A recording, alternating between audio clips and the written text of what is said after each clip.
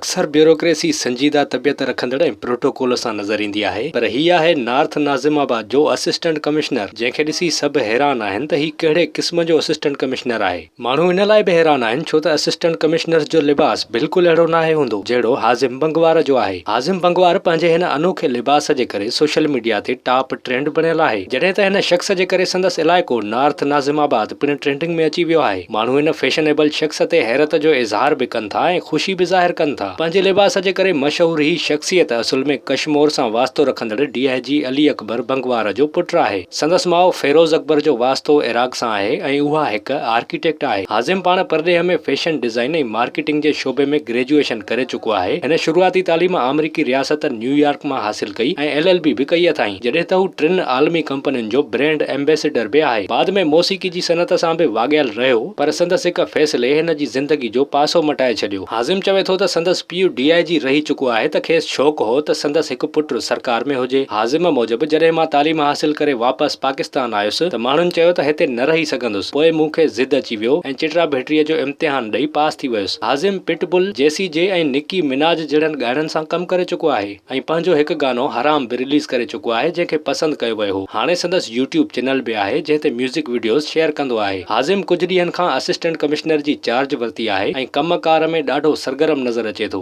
Social media ते नज़र डोड़ाइजे त माण्हू हाज़िम बंगवार खे असिस्टेंट कमिश्नर ॾिसी ख़ुशीअ जो इज़हार करे रहिया आहिनि ऐं संदसि आजियां पिया कनि त हीउ फैशनी हमराह सुठो लॻे थो ऐं इहो सिंध सरकार जो सुठो क़दम आहे। माण्हुनि त मेरिट ते बि ख़ुशी जो इज़हार कयो ऐं उमेद ॾेखारी त हाणे नतीजा सुठा निकिरंदा। संदसि वेझा माण्हू चवनि था त हीउ दिलि जो ॾाढो सुठो माण्हू आहे ऐं समाजी ख़िदमत में बि अॻभरो रहे थो। इन लाइ हिन हाज़िम बंगवार फाउंडेशन जो बि बुनियादु रखियो आहे। विज़िट कयो अवामी आवाज़ मीडिया ग्रुप जी वेबसाइट awamiawaz.pk